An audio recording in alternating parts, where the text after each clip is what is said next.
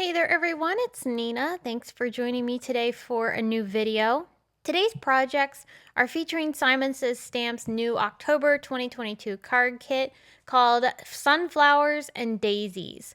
However, if you don't have the kit and you have some stamps and embossing folders and some inks in your stash, you can still make the cards that I'm going to be sharing with you today, because I'm really going to be focusing on two inking techniques that are using the kit contents, but you can swap out the contents for anything you already have in your stash too. So keep that in mind as we're going through the techniques. The first project I'm going to share is actually a set of tags, but this could be translated to a card too. So just imagine doing this on a craft card base instead of a craft tag. So this technique is what I'm calling color blocking by dragging ink pads across your paper. So I've got two ink colors, Perfection and Citrine, from the October kit. You get two full-size ink pads in the kit, and I'm just dragging these in different areas across my tag. As you can see, I'm not covering the whole tag with ink. I'm just creating basically blocks of color. And every tag is going to be different. They're not all going to have the same application of ink in the exact same areas because, of course, this is totally random, and I really like that. So this is creating a really nice background that I can stamp on. I'm going to pull out this beautiful sunflower stamp. This is from the Sunflower Fields stamp set. I'm stamping this with black ink on top of my tags. So now I have this really pretty design that I'm going to stamp twice because I'm stamping on top of ink and darker cardstock, so I want a really nice rich impression with my black ink. But this is creating a really beautiful design on top of our background that we created with the inks. I'm going to enhance that a little bit more by adding some splatters. You don't have to, you could have left them just the way they were, but I do like the organic feel when you add some splatter effects on top of your project like this. So I used not only some white gouache, but I also pulled in some mica stain. This one happens to be decayed, and I'm going to splatter this on top of the paper too. So now I have these beautiful white and also like an off gold splatter on top of my backgrounds. Pulling in some burnt orange cardstock from the kit and also some sentiments from the stamp set, I'm going to stamp these with embossing ink so that way I can heat emboss them with gold embossing powder.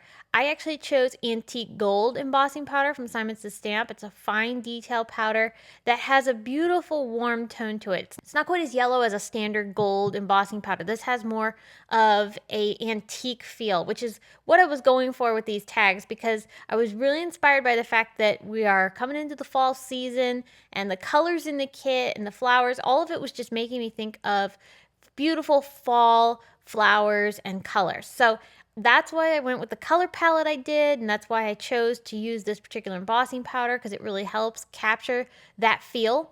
And then I'll just cut these sentiments out and put them on top of my tags using some Simon Says Stamp foam squares. These are 1/4 inch foam squares. All right, so I'll do all of the tags generally the same way. I did swap out some of the greetings. Some have sending sunshine, some say thinking of you. So I have a nice mix. Now also included in the kit is a bunch of twine. There are some thicker twines and then some thinner twine. I'm using both for my tag, and those are adding a nice little hanging element, which looks really pretty. So that completes this first technique. So if you wanted to, you could use this color blocking and stamping idea to create a really pretty card.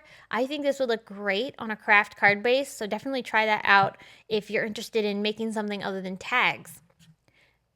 Now, if you are interested in making cards, I am going to go ahead and show you a card project now. And this one uses the Fresh Daisies embossing folder that's in the kit.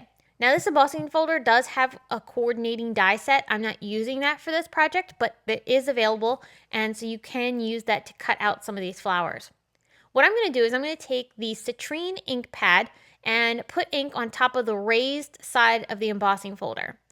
Then I'm going to also bring in mandarin. Now this one's not part of the kit, but I pulled this out of my stash, and I'm just going to add that ink in certain areas, not covering the whole thing like I did with the citrine ink. I'll blend some of that out a little bit so that it softens the lines of the ink pad. I'll spritz it with a bit of water after I wipe some of the excess ink off of the sides of the folder. So now we have these inked up embossed flowers that we're going to then press into our paper. I've got white cardstock and I'm going to lay my inky side of the folder on top of that paper and then run it through my die cut machine. Make sure you use whatever sandwich is required for your machine to emboss with an embossing folder. But here is my design. So what happened is we got this really cool letterpress effect. Now we have that ink transferred into the now debossed areas of my paper. So this is all pressed into the paper. And a lot of times I'll use the raised side of the embossed design, but this time we want the pressed inside. So that way we get this really cool letterpress effect. All right, so I'm going to enhance that a bit more by taking in some Perfection ink and just blend that in certain areas of the background. This Perfection ink pad is, like I said, in the kit along with citrine. So that gives you a nice color palette to start off with when you're working with this kit. I'll trim this background panel down just a little bit so that's not quite so large. And then I'm also going to go ahead and work on my second panel too, because I actually made 2 of these. And both of them look completely different. Because you're running this through an embossing folder, you're not going to know how the ink is going to end up distributing across the paper. So it gives you a completely different look every time you do this, which is so much fun. So what you're seeing me do right now is take some red line tape and put it on the back side of my embossed design. And we're going to go ahead and put this on top of some sunshine cardstock, which is included in the kit. I want to create a really thin border around that embossed design. I wanted to also add some splatters to this card too because I just love doing that. You didn't have to, but I love the effect this provides. And this one is Burning Ember from Tim Holtz's Mica Spray collection. I just love how rich and orange this is. Once it dries, of course, has that mica in it, which creates a little bit of a shimmer. So pretty. So now I'm going to stamp a couple of sentiments from the stamp set. I used embossing ink, and now this time I'm embossing with white embossing powder on black cardstock. Whereas the tags we created, I did gold on orange cardstock. So this is a little bit different. I made a bow with some of the twine that's included in the kit, and I'll just glue that down onto the bottom of my card, and then I put my sentiment on top. So that adds a nice little frame around the greeting, and it really adds a bit of warmth too. All those fall colors and the warm textures, that really brings a lot of the fall into your project.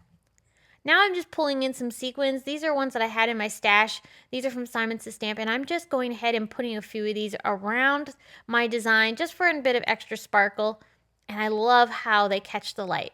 So that is my card project that I created with the October kit, and this one used an inking technique on top of embossing folders, creating a beautiful letterpress effect.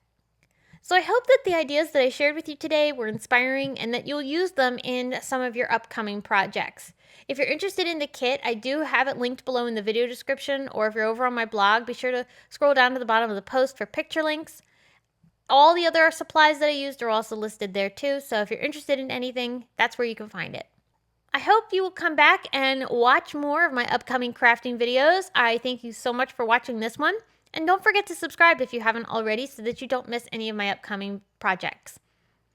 Thanks again for watching, and I will see you again soon. Bye!